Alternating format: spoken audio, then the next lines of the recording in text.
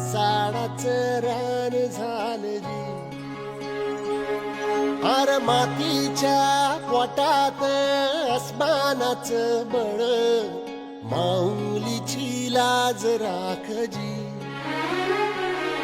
या मिन त्या दिव्याला तू साकड घाल, यात